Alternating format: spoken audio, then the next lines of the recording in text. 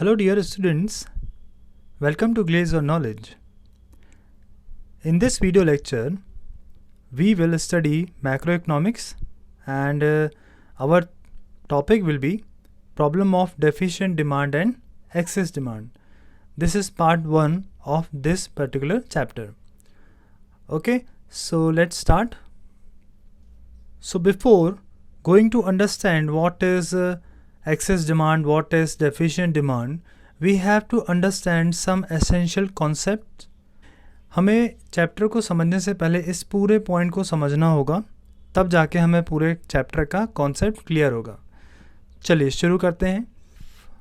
And if you are visiting first time in this channel, so please subscribe the channel for latest videos. तो first point is full employment equilibrium. देखिए full employment equilibrium क्या होता है, हम पहले उसको समझेंगे. It refers to that situation in the economy when aggregate supply is equals to aggregate demand along with fuller utilisation of resources. इसका मतलब ये होता है कि ये वो सिचुएशन होती है जहाँ पर किसी इकोनॉमी में एग्रीगेट सप्लाई इक्वल होता है एग्रीगेट डिमांड के, लेकिन इसमें आप ध्यान रखिए कि फुलर यूटिलाइजेशन ऑफ रिसोर्सेज भी है.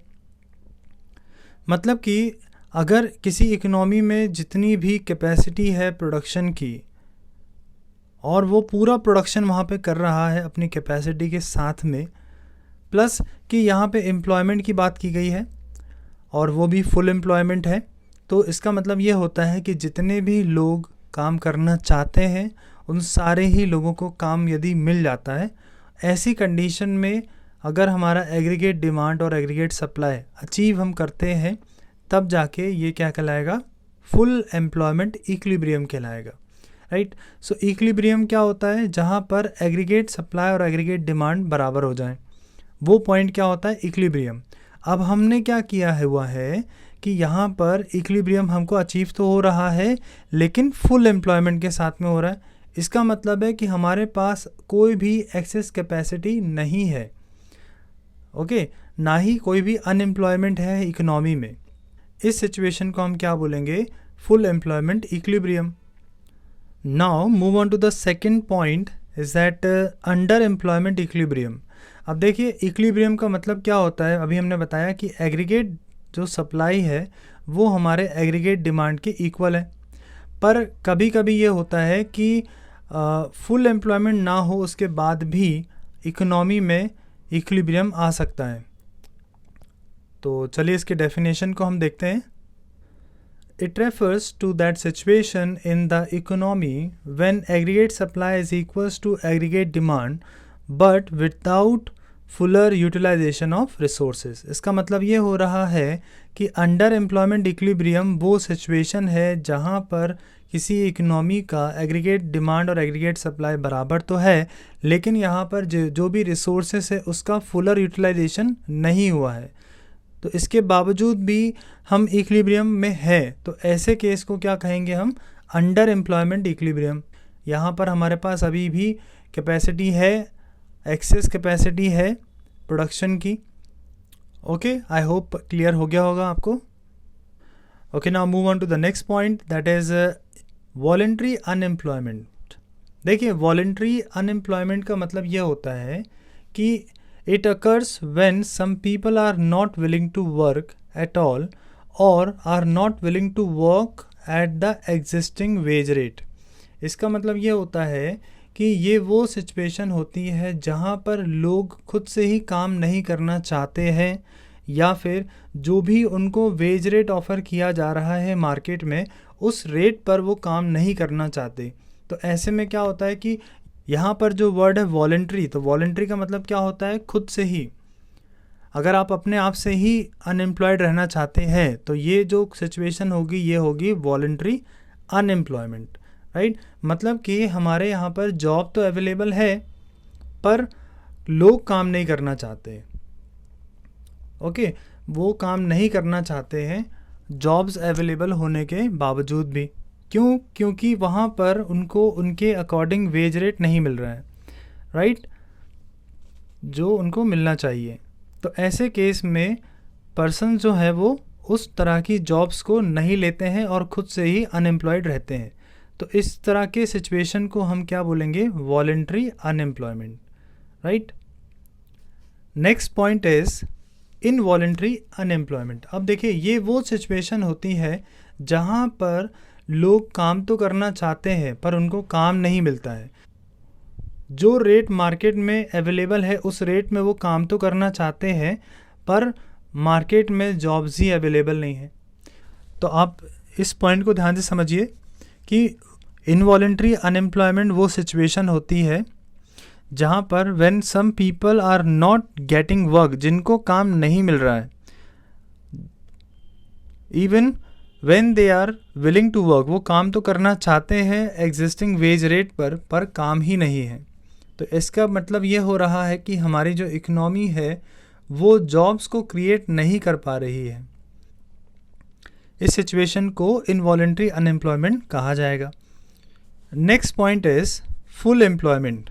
अब देखिए, फुल एम्प्लॉयमेंट का मतलब ये होता है कि it refers to a situation when all those who are able to work and are willing to work are getting work. इसका मतलब ये होता है कि ये वो सिचुएशन है जहाँ पर जो लोग काम कर सकते हैं और जिनको विलिंग है काम करने की, जिस वेज रेट पे काम एग्जिस्ट करता है उसी वेज रेट पे वो काम करने को अगर रेडी है और उन्हें काम मिल भी जाता है, तो ऐसे केस में क्या होगा? Full employment. तो इसका मतलब ऐसा है कि मान लीजिए कि सपोज़ मानिए कि 100 वर्कर्स की मैं बात कर रहा हूँ, तो यहाँ पर 100 वर्कर ऐसे हैं जो काम करना चाहते हैं, जो विलिंग टू वर्क है, एबल टू वर्क है, और जो वेज रेट मार्केट में अवेलेबल है उसी वेज रेट में ये काम करना चाहते हैं।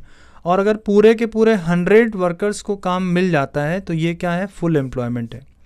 तो यहाँ पर हम सभी को नहीं ऐड करते, सभी को हम नहीं लेंगे। मतलब हमारे कंट्री में बहुत सारे पर्सन्स रहते हैं, बहुत सारे अलग अलग एज ग्रुप के, चिल्ड्रंस भी होते हैं, ओल्ड एजेस पर्सन भी होते हैं। तो हम सबको इसमें नहीं इंक्लूड करते हैं, सिर्फ उनको इंक्लूड किया जाता है जो काम करना चाहते हैं, जो एबल है काम करने के लिए। तो मान लीजिए कि पूरे जितनी भी पॉपुलेशन है उसमें से 100 वर्कर ऐसे हैं जो काम करना चाहते हैं या जो एबल है काम करने के। अगर इनको सबको काम मिल जाता है तो यह फुल एम्प्लॉयमेंट है। ओके, आई होप आप समझ गए होंगे। तो देखिए, इस चीज़ से एक कॉन्सेप्ट निकल के आता है। अगर हमने फुल एम्प्लॉयमेंट बोल दिया, फुल एम्प्लॉयमेंट सिचुएशन का मतलब ये नहीं होता है कि किसी भी इकोनॉमी में ज़ीरो अनएम्प्लॉयमेंट होगा। इसका मतलब ये होता है कि हमेशा हर इकोनॉमी में नेचुरल अनएम्प्लॉयमेंट रहता ही है। जहाँ पर अनएम्प्लॉयमेंट ज़ीरो हो जाए ऐसा कोई भी इकोनॉमी नहीं हो सकता, क्योंकि उसके बहुत सारे अलग अलग रीज़न होते हैं। तो क्या होता है, कुछ नेचुरल अनएम्प्लॉयमेंट की वजह से ये चीज़ होती है। ओके, कुछ होता है फ्रिक्शनल अनएम्प्लॉयमेंट, इनको हम समझेंगे जो बहुत ही इंपॉर्टेंट है आप लोगों के लिए। तो देखिए, नेचुरल अनएम्प्लॉयमेंट का मतलब ये होता है कि the minimum rate of unemployment that must always exist in the economy. ये वो मिनिमम रेट है अनएम्प्लॉयमेंट का जिसमें कि हर इकोनॉमी में ये चीज़ आपको देखने को मिलेगी ही मिलेगी। कभी भी ऐसा नहीं हो सकता कि किसी भी इकोनॉमी के जितने भी काम करने वाले लोग हैं उन सबको एम्प्लॉयमेंट मिल जाए, पर वो किसी ना किसी वजह से अनएम्प्लॉयड रहते हैं। चलिए इसको समझते हैं। सबसे पहला जो कारण है वो क्या है? फ्रिक्शनल अनएम्प्लॉयमेंट हो सकता है। देखिए, इसका मतलब ये होता है कि जैसे कि मान लीजिए अगर आप कहीं पर जॉब कर रहे हैं, राइट, आप किसी एक पर्टिकुलर सिटी में आप क्या कर रहे हैं? जॉब कर रहे हैं, पर आपका कहीं दूसरे सिटी में अगर मान लीजिए कि ट्रांसफ़र हो जाता है, तो ये जो ट्रांसफ़र हो रहा है आपका, तो आपको क्या करना पड़ेगा? उस करंट सिटी से आपको जाना होगा और जो न्यू सिटी है वहाँ पर आपको पहुँचना है। तो आपको इस बीच में आपको कुछ टाइम चाहिए ना सेटअप को चेंज करने के लिए। तो इस बीच में आप काम तो नहीं कर रहे हो, तो ये जो होता है ये एक अनएम्प्लॉयमेंट ही है, ठीक है, जिस समय आप काम नहीं कर रहे हैं। तो इस टाइप के अनएम्प्लॉयमेंट को फ्रिक्शनल अनएम्प्लॉयमेंट कहा जाता है, राइट। आई होप आप समझ गए होंगे। ओके, तो इस तरह से कहीं ना कहीं पर अनएम्प्लॉयमेंट बनी रहती है, जिसको हम क्या बोलेंगे? फ्रिक्शनल अनएम्प्लॉयमेंट कहेंगे, राइट। तो हम देख लेते हैं इसकी डेफिनेशन क्या है। देखिए डेफिनेशन में बताया गया है कि it is the unemployment associated with the changing of job in dynamic economy.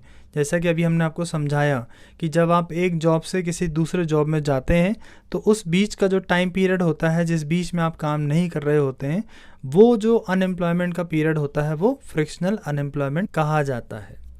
Right, I hope आप समझ गए होंगे। इसी तरह से स्ट्रक्चरल अनएम्प्लॉयमेंट भी होता है।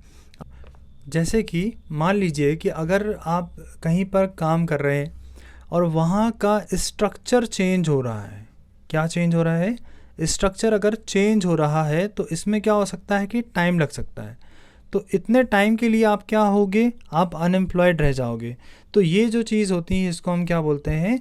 Structural unemployment. आई होप आपको समझ में आ गया होगा। सारे ही तरह के अनएम्प्लॉयमेंट के टाइप्स हमने पढ़ लिए। और अगर आपको कोई डाउट हो तो आप मुझे कमेंट सेक्शन में पूछ सकते हैं।